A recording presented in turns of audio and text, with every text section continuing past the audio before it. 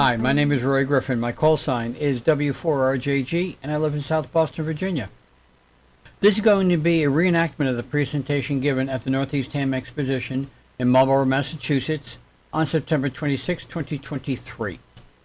EDM was invited to speak, and I was all set to go, but there was a glitch with getting my equipment into the room ahead of time to set up recording equipment, and I didn't.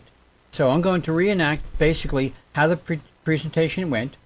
There was not a lot of questions going on during the class, so I don't have to reenact that, which is probably pretty good.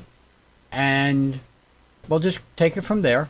But any hiccups, any little bumps, things I might not do right, they're going to stay here because live presentation is never 100% perfect.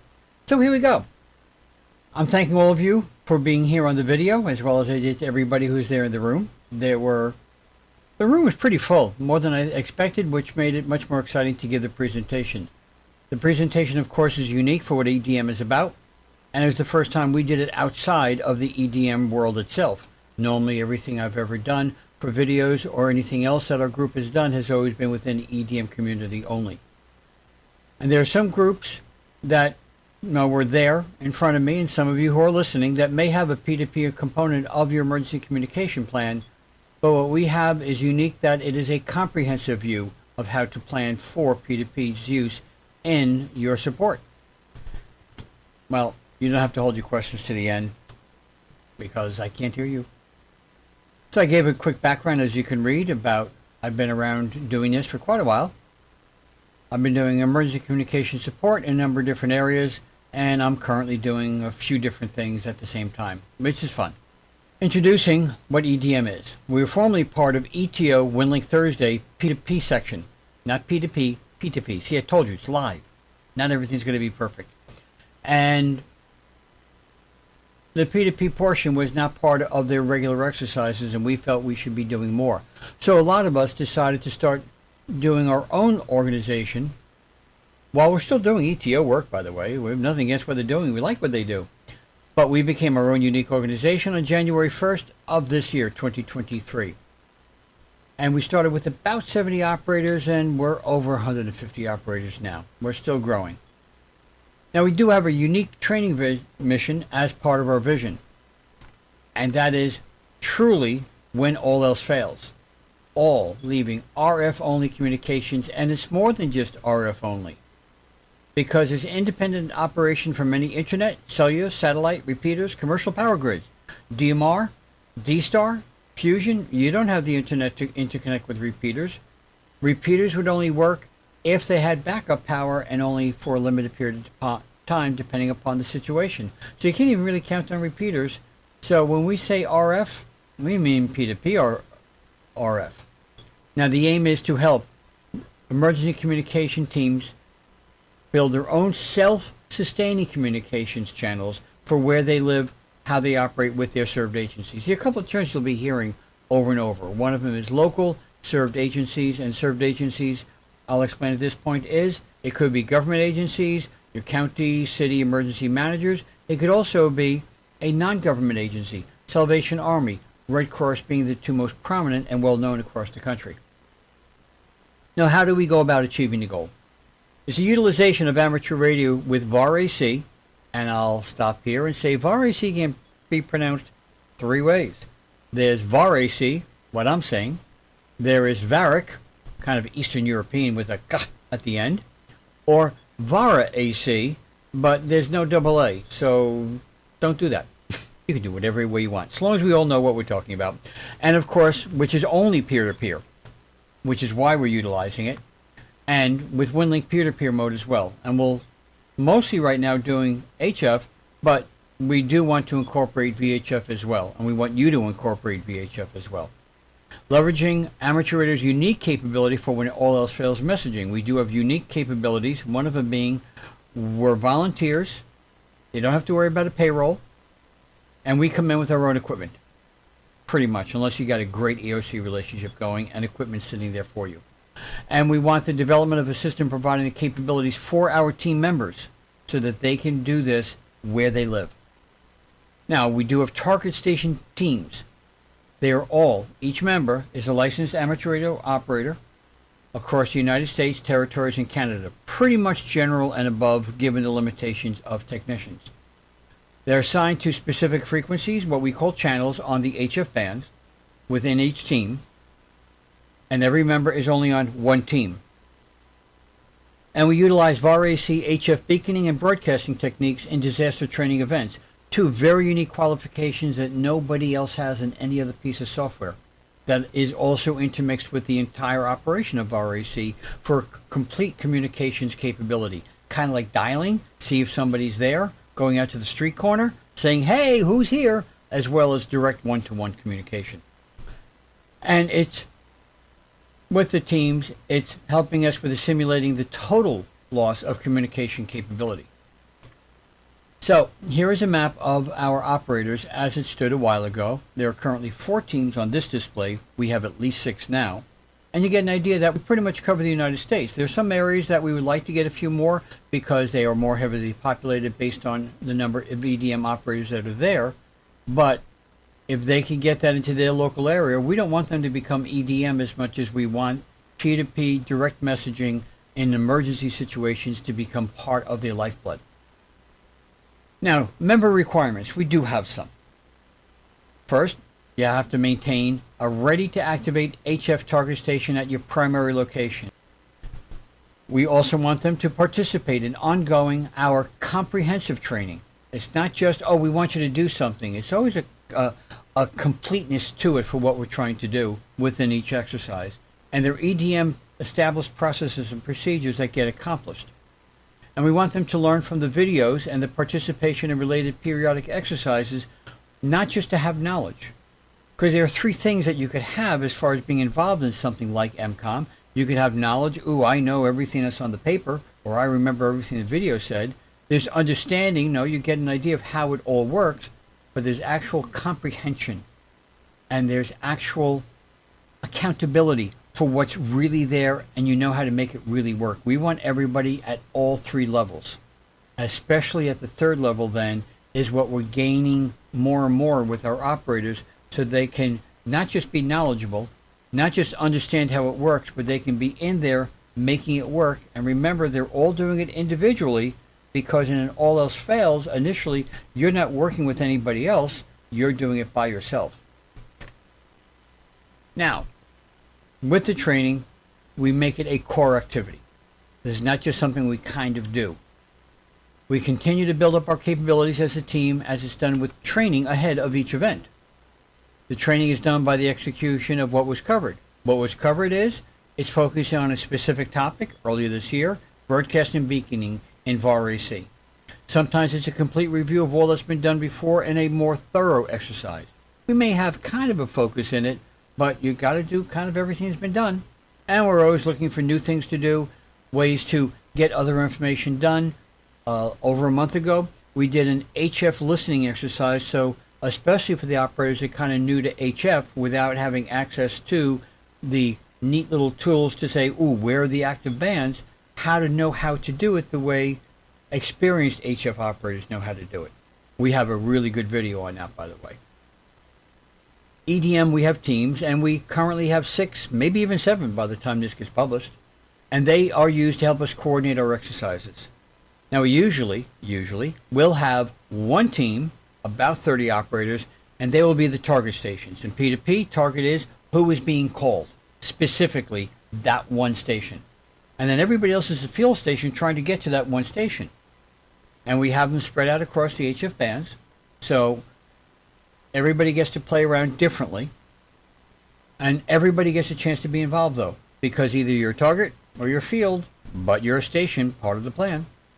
Now, not every exercise that we do is just like that. We can't even have one where everybody's target, everybody's a field. That's what happens when you initially start the whole call-up process, what we call a call-up process, of who's there.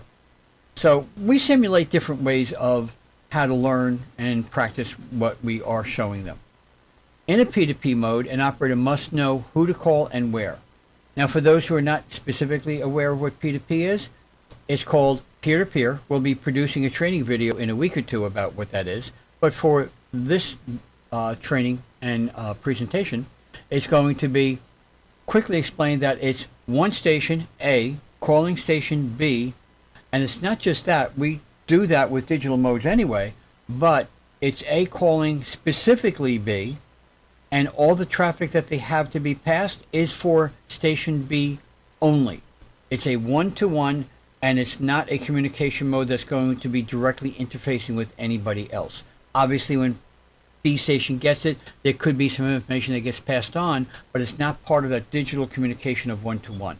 Peer-to-peer, real simple, it's kind of like that.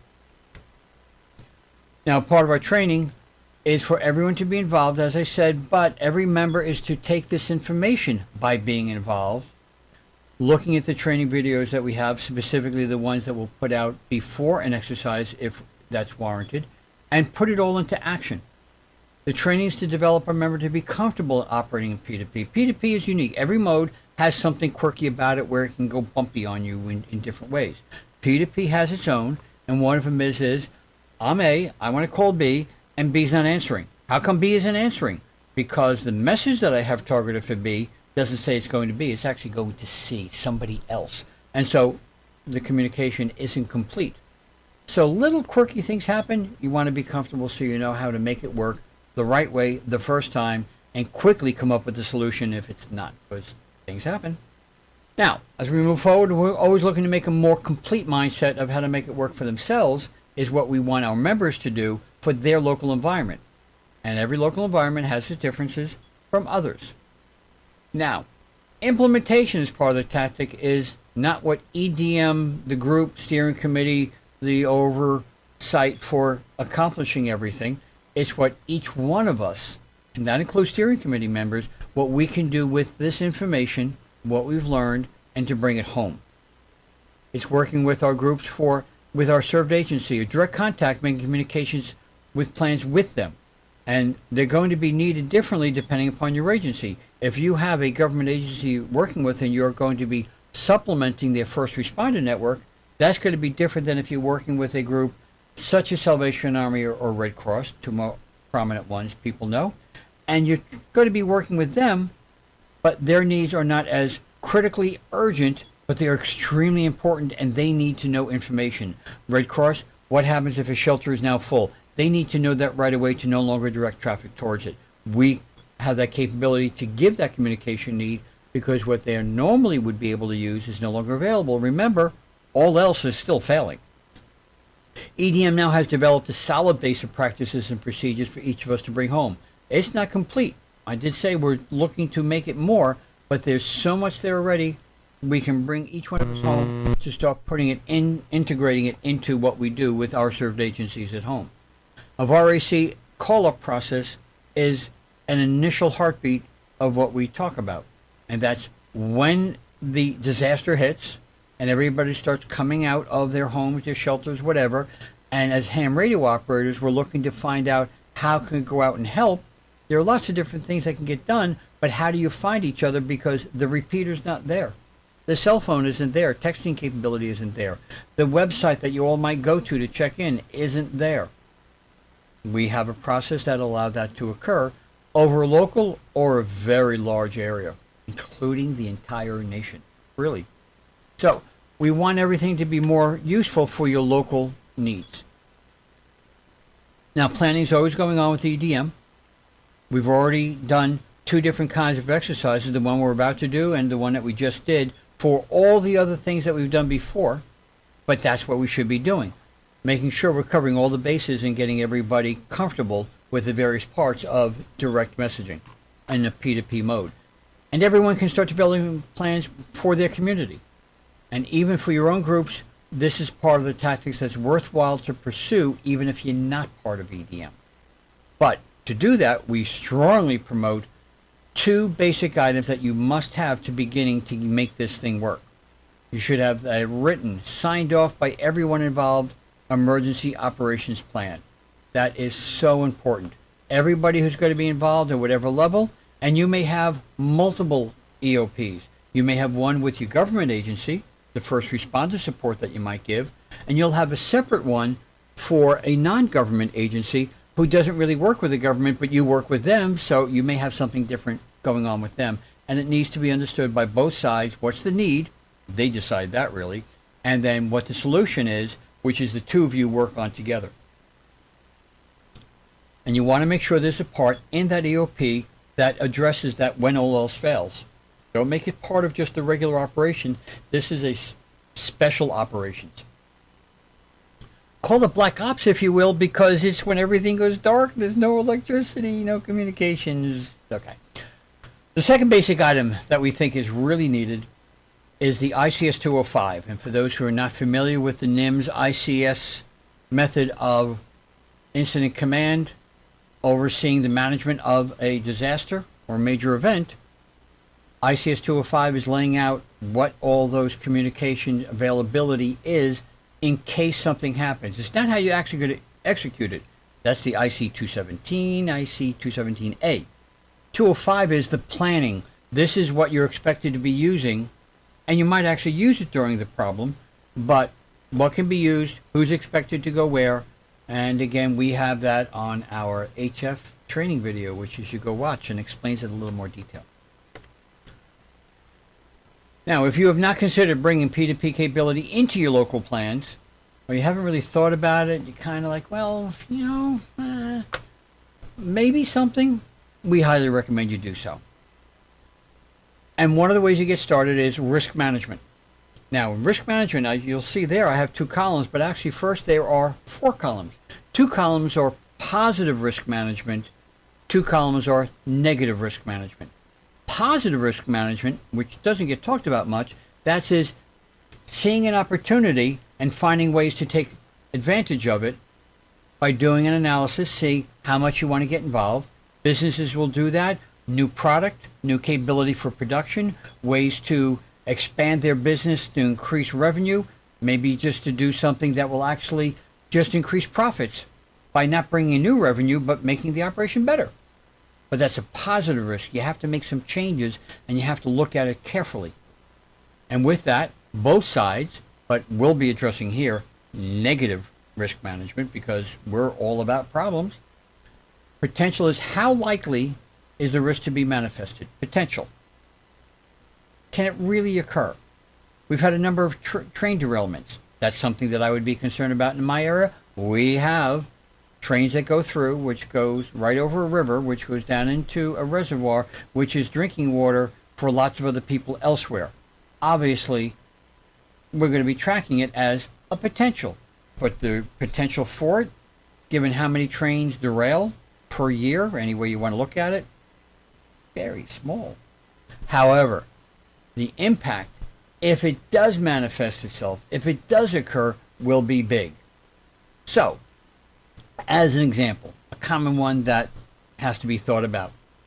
Losing electric capability everywhere for a long period of time over a large area, it has a very low possibility. Potential. But if it does happen, there are many concerns and lots of problems to be ready for. Therefore, the impact can be huge in all sorts of different ways, and it takes time to think it all out. We as amateur radio operators don't have to think about everything, but we need to be ready for it as part of the planning. You have to determine what are your other risks. If you have a raceway, and I now have lived in 2 places where there's a raceway, one of the concerns would be the fuel tanks leak. So you got horrible diesel type fuel leaking out on the ground and the fumes, or an explosion. Doesn't happen, but it can. Now, when you do this, there's no one right way to do it other than sit down with those involved and make plans. Other than that, the details, there are commonalities, but there are details that can be wildly different. Now, I live in a rural community. The needs here are very different from the crowded suburban area where I lived for decades, or for where I worked for decades in a major city, downtown Manhattan. All very, very unique needs. Common in some respects, but each one had to be dealt with very uniquely, separate from the others. Now imagine a large section of a multi-state electrical grid goes down for a few days.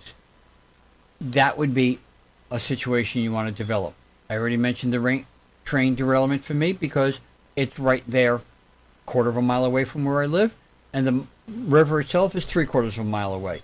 So that's something that I would be very, very concerned about for a number of different reasons. Of course, in all of this, you want to make sure your family's safe. Let's make sure we understand we're not telling people to make this your highest priority. Your highest priority is always your family. Always needs to be put in there for voluntarily supporting through emergency communications as an amateur radio operator. But these are things you want to plan for. Major scale. You determine what's in your area that could happen. And then start talking. And don't forget to make sure WinLink, we mostly have mentioned VAR-AC, but WinLink HF and FM is part of your planning. And FM does not just have to have a repeater. Everything is P2P mode capable.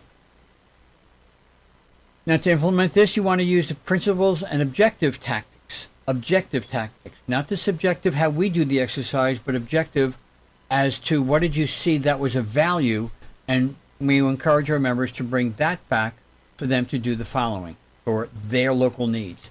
Empowering reliable communication. Empowering meaning finding ways to give people the capability to do something that they weren't doing before, and as an amateur radio operator, finding ways to get that radio communication available for them. If you have finding ways to get funds for them, maybe to get an HF radio station up at their EOC and or in their emergency communications trailer, so that you can be there and be that line of communication support as you agreed to with them. Same thing with your served agencies, your volunteer organizations, same kind of a thing. Find ways to work with them, get communications embedded into their system. You're empowering them so they don't need to have you with your equipment go there. You can have any one of your team members who are part and trained process operator to just go there and operate the equipment. It gives you more flexibility. That's part of the empowerment.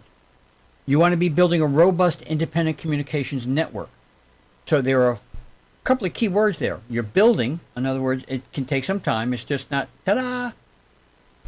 It's robust, it's full-featured, as much as possible given the location and the amount of money you have available. Independent, because it doesn't require somebody else to do it, but just you and your team members to be able to work the stuff. And a communications network, so it's not just you and then you kind of have something going. You want to have your other points of communication nodes around you that you can work with. That's part of what EDM teaches, is how to find the other stations. And we have a video coming out about that too. Now, each member contributes to the maturity of the community's emergency communication. Maturity. We're not saying that the people who are working there are not mature. Not at all. Please do not get that inference. What we're talking about is the maturity of how the whole thing works. And if you want to get an idea of the kind of thing I'm talking about, go listen to First Responder in a intense situation. And you can find it on YouTube. There is, shots fired, various police units coming up, or it's a bad fire units come up, and suddenly there's an explosion inside, and more people just got hurt, and you need more equipment down there. Listen to the dispatchers. That's maturity. Handling each piece of information, not subjectively how someone could feel about it, but objectively what needs to get accomplished in the best way possible. So we want everybody to get that as well, and that's part of what we're trying to teach the members in our community. Now, there's a third tactic in all of this, which is not unique to EDM. It's team support. I keep using the word team for a reason. We do have mutual support with one another. Obviously, the steering committee members are a main driving force behind all the communication. But all of our members help each other. We gain the experience on all of our members with the messages in Group I/O. There are some people who are very experienced in emergency communication in ways that steering committee members aren't. Or they're able to, in the Groups I/O through messages, by asking questions, looking for ideas, and somebody who's kind of new. And I'm not too sure how to do this. Somebody may come in, hey, this is how we've done it. Again, learning, helping, and supporting each other. Or technical questions about equipment. P2P has some very unique aspects to it, and some people are new to it. And there are some that are willing to even learn where they haven't even done digital communications before. That's a learning experience. So we're all here helping each other. On top of all that, along with that, I don't know which way the best way to do it, we have some of our members that are paying for Groups I/O, so we have the full capability of Groups I/O. Total number of members that can be on our Groups I/O groups, as well as then getting access to all the other features, calendar, files, database chat feature. Next slide. New chat feature. And we've instituted it. Haven't really used it yet. Looking for ways to make use of it. But that's there as well. And all this is part of what is labeled there multi-tiered information flow. It's from the lowest person who says, hey, I have a question. Therefore, there's a need, and we want to meet information needs, capability needs, as well as from the steering committee for the things that we learned and we've done, and to develop the exercises as we gather together, frequently, by the way. And for each exercise, we have after action or lessons learned. One person uses the term hot wash. And we want to go through the messages, review them, see what was there that we can glean from, as well as maybe a little more formal process. We want to do surveys after every exercise. We want to know, what do the members think about it? What did they think about it as a team? And we want them to speak back to us about the good, the bad, the ugly. Go ahead, for those who know the song. And we also plan to have Zoom sessions from time to time. Face-to-face, we get to know each other even better, and that increases our ability to support one another. Why? Why are we doing all this? I just spend, 20, 30 minutes giving lots of facts, lots of information, and that doesn't always say, yes, I want to do it. You see the need, but you're not inspired. People who do sales know, facts tell, stories sell. So I have stories. Obviously, since we're talking about disasters and bad things, well, yeah. First one, top of the list, 9/11. Lots of things about emergency communications with it. My building was 1 block north. I know people who are working down there at ground zero. It still impacts me to this day. But what I'm going to talk about is a 1-second impact that is not generally known. I know about it because my building was 1 block north of the World Trade Center, and we were impacted because of this. The building itself, the skin, each tower, the skin was the strength. It was not an inner core strength like pretty much every other skyscraper is in New York City. The skin is the strength. A few other buildings around the world have done the same thing. So when they fell, they just came straight down. The floors fell inside, and the skin just went down with them. It didn't explode out, really. With that, one of those big slivers of the skin, the outer part of the building, came down. It went across and slid down the side of the Verizon building. Verizon building used to be a 9X, which used to be an AT&T. It's a very old, heavy brick steel building, was not taken down when the North Tower right next to it fell. What did happen was when that piece of the building slid down along the building, the Verizon building, it went and sliced 3 sets of cables, and then I'll tell you the last one in a second. Those 3 sets of cables were every landline going back to AT&T days, every phone hooked up to Verizon through the hundreds of buildings and the hundreds upon hundreds of floors of the thousands upon thousands of desks with the phone on it, all coming in through those cables, gone. No longer connected to the network. All the cell phone towers, they were all around Lower Manhattan, on the top of all the buildings, and there were a lot of them because there were a lot of cell phone use going on inside of the Wall Street area. Downtown Manhattan, not just finance, lots of other businesses, but yeah, a lot. All those cables cut. So all cell phone capability disappeared instantly. The FiOS, the internet network, also came through at the bottom of the building. So that means everybody who could do web-based communication, which could be voice over internet, telephone, as well as looking on websites, what's going on. People who don't want to go out on the street but looking at the news, what's happening over at the World Trade Center. Those who aren't within a few blocks of it, all gone. Business needs disappeared. As well as these other impacts from that day. New York City has several World Trade Center. That's the building that burnt and went down later on that day. It was the New York City Emergency Operations Center there for the entire city. Fire, police, that was their headquarters. That already was gone pretty much by 12 noon.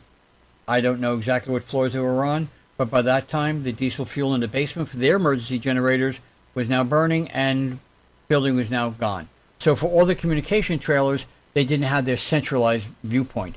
And the way they all got to each other was on top of the North Tower. You have a big black and white tower that was there. That was 30 stories tall alone, plus, and I had been on top of the South Tower to view it, lots of other repeater towers up there as well. Lots of communications facilities up there, all disappeared. So on multiple levels, media, government, non-government, important, critical, urgent, gone. New Jersey, across the Hudson River, their state police, the entire northern part of the state, ran their entire repeater system on that tower. So the impact was not just New York City. It was huge. Gone. 1 second for the Verizon building.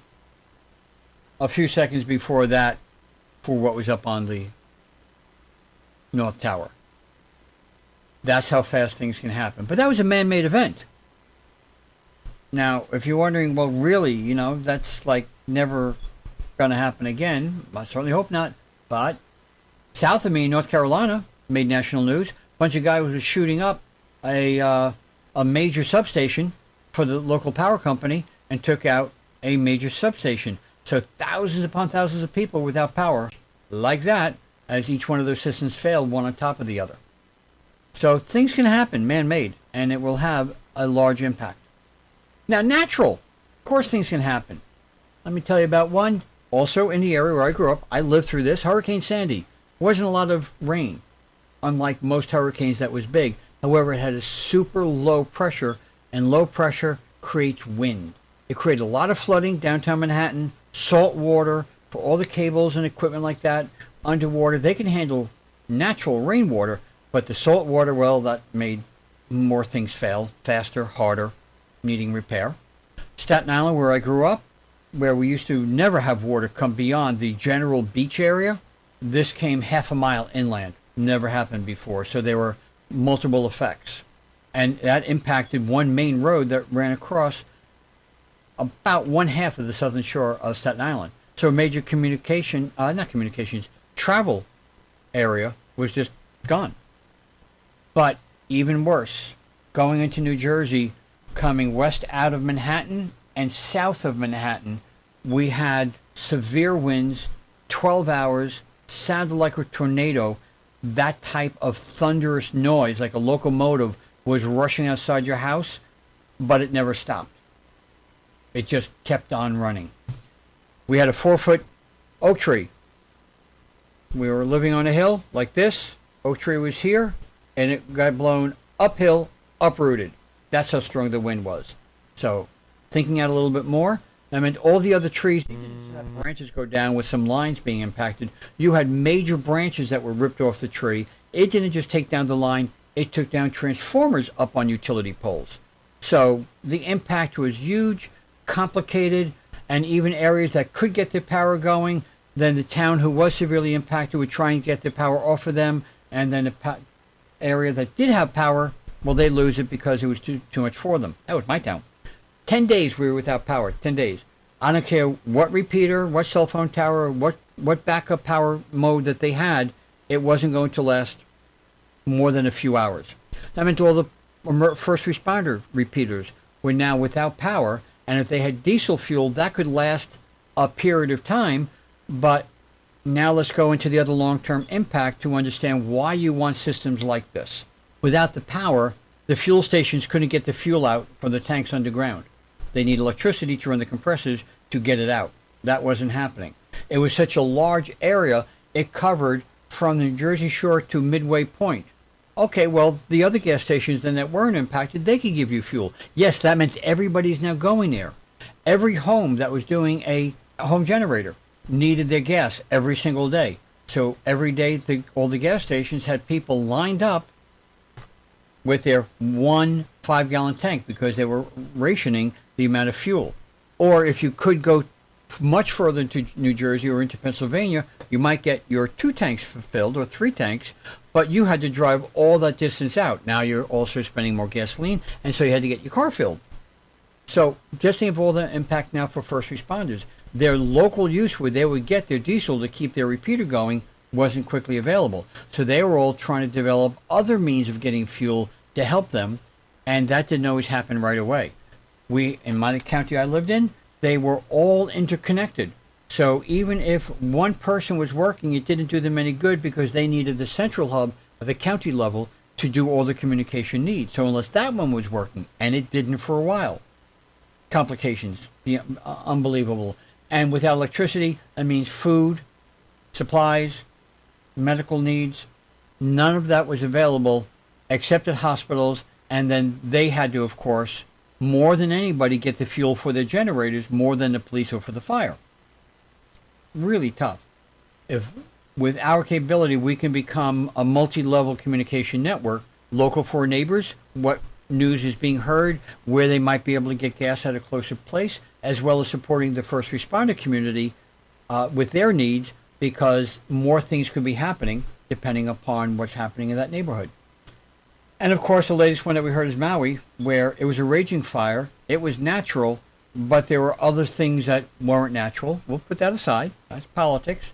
But fire raged through, took down multiple levels of communications capabilities. And if any ham radio operator was in that area, in the town, they lost their ability. They just had to run for their lives with their family. Families are always, always, always first. In this case, there was no thought. They just had to go. So there were some repeaters around the area that were there, but nobody could call for help or give status or anything inside because the entire town is now black. And nobody had communication capabilities. There were 19 out of 22 cell phone towers that were ruined. How many other communication towers of first responders and amateur radio was also, I don't have the count for that, but you know it's going to be very, very severe. These are the kind of things you want to be ready for. Remember, one of the member requirements is to activate yourself with your own equipment. So if I was outside of the fire circle, I could start doing something really fast to start helping them, even though the normal ways of communication weren't available. That's part of what EDM is about. This is why we talk about it, is because of when those low potential, high impact scenarios occur, you want to be ready and planned for it. So please do so. Now, if you have questions about it, please contact us. I thank you for being with us. I'm glad that you've learned from it. I hope you want to learn more. And you can contact us a few ways. One, on WinLink, send a message to EDM, and there will be responses back from the steering committee. You can come directly to me on WinLink, W4RJG, or ignore the mistype there. See, I told you, it's live, kind of. Things aren't going to be perfect. You can email me direct at W4RJG at ARRL.net. There is no gmail.com with that. But W4RJG at ARRL.net. And one of those three ways, we'll get back to you, see how we can help you, Zoom presentation, whatever.